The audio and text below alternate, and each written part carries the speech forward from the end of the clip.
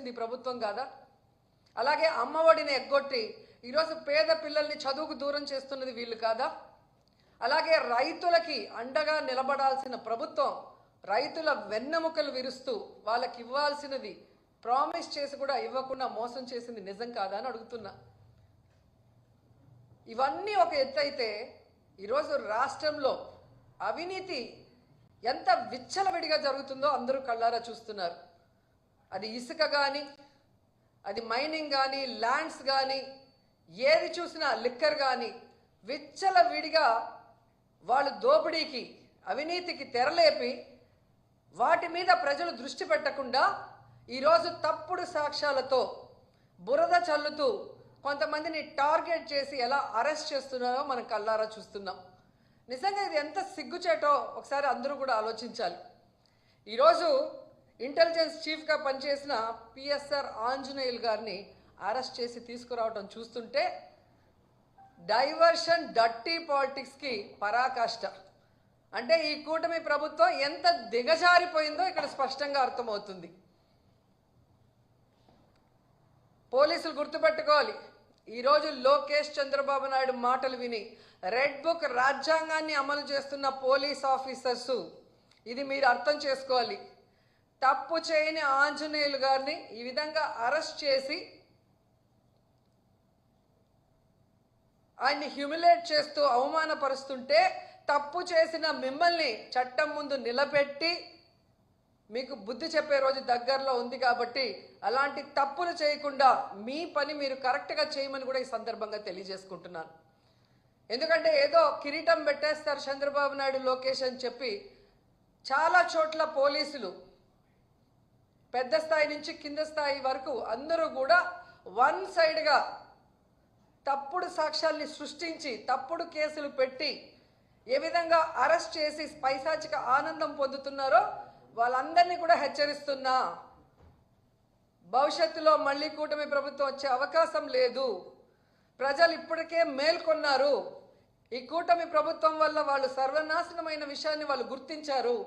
జగన్మోహన్ రెడ్డి గారి ప్రభుత్వంలో పేదలు ప్రశాంతంగా బ్రతికిన విధానం గుర్తుపెట్టుకొని మళ్ళీ జగనన్న కోసం ఎదురు చూస్తున్నారు. జగనన్న ముఖ్యమంత్రి అయిన వెంటనే తప్పు చేసిన వాడు ఎవరైనా వదిలిపెట్టేది లేదు.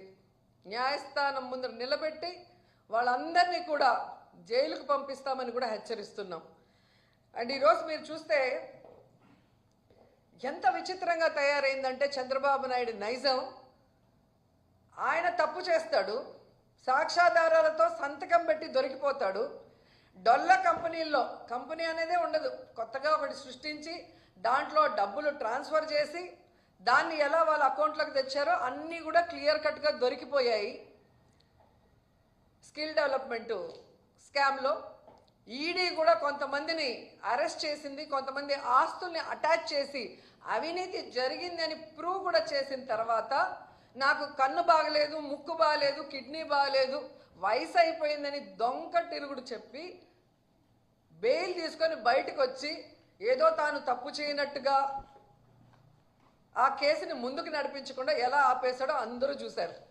నీకు దమ్ము ధైర్యం ఉంటే ముఖ్యమంత్రి సిబిఎన్ గారు మీకే చెప్తున్నా, స్కిల్ డెవలప్మెంట్ స్కామ్లో మీ మీద పెట్టిన కేసులో మీరు ఎలా సంతకాలు పెట్టి డబ్బును దోచుకున్నారు ఈ ప్రభుత్వంలో అనేది ఈడీ కూడా ఓకే చేసింది. దాన్ని ఎందుకు సిఐడి విచారణ ముందుకు నడవనీయకుండా ఆపేశారు? దమ్ముంటే స్కిల్ డెవలప్మెంట్ మీద మీరు విచారణ చేయించుకోండి. మీ వల్ల కాకపోతే సిబిఐకి అప్పచెప్పండి. అలాగే మీరు చూస్తే ఫైబర్ నెట్ కేసులో ఎందుకు మీరు విచారణను ఆపేశారని అడుగుతున్నా.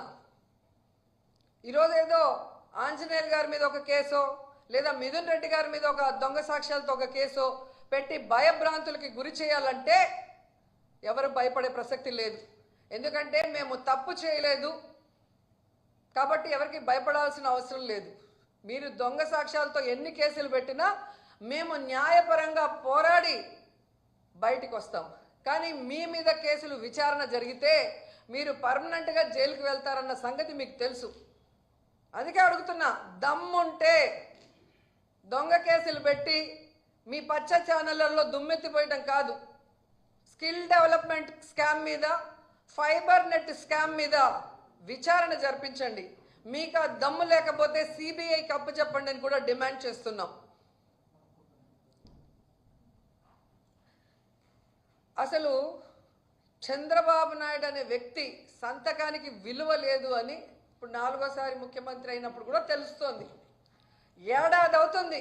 ఈ ఏడాదిలో ఆయన పెట్టిన మొదటి సంతకం ఇంతవరకు అమలైందని నేను అడుగుతున్నా. ఇంతకన్నా సిగ్గుచేటు ఇంకేమైనా ఉందా? అదే వైఎస్ఆర్ గారు కానీ జగన్ గారు కానీ ఒక సంతకం పెడితే ఆ రోజు నుంచి అమల్లోకి వస్తుంది. అది సంతకం అంటే అలా ఉండాలి. కానీ నీ సంతకం అది చిత్తు కాగితంలాగా ఎప్పుడు సంతకం పెట్టినా అది ఎప్పుడు జరిగింది లేదు. అండ్ అధికారంలోకి వచ్చిన మీరు జూన్ నుండే నిరుద్యోగ భృతి ఇస్తాము, తల్లికి వందనం ఇస్తాము, అన్నదాత సుఖీభవ ఇస్తాము, ఆడబిడ్డ నిధి ఇస్తాము, ఫ్రీ బస్ ఇస్తాము అని చెప్పారు. బాండ్లు ఇచ్చారు. ఈరోజు ఆ బాండ్లు ఎత్తుకొని గ్రామాల్లోకి మీ ఎమ్మెల్యేలు కానీ మీరు వెళ్ళే పరిస్థితి ఉందా? పరకలతో కొడతారు, చెప్పులతో కొడతారు. ఆ భయం మీకు ఉంది కాబట్టే ప్రజల్లోకి వెళ్ళలేక, వాటి మీద ఏమీ చెప్పుకోలేక ఈ విధంగా డైవర్షన్ డర్టీ పాలిటిక్స్తో ఎలా ఎవరి మీద తప్పుడు కేసులు పెట్టి దాని మీద మీ పచ్చ ఛానళ్లలో రౌండ్ టేబుల్ డిస్కషన్లు పెట్టి మీ పచ్చ నాయకులతో విశ్లేషకులుగా ఏ విధంగా విషయాన్ని చిమ్ముతున్నారో ఈ రాష్ట్ర ప్రజలకి ఏడాది కాలంలోనే అర్థమైపోయింది. మీరు చెప్పే అబద్ధాలను ఇంకా నమ్మే పరిస్థితిలో ఈ రాష్ట్ర ప్రజలు లేరు అన్న విషయం చంద్రబాబు నాయుడు తెలుసుకోవాలి. అది పక్కన పెట్టేసి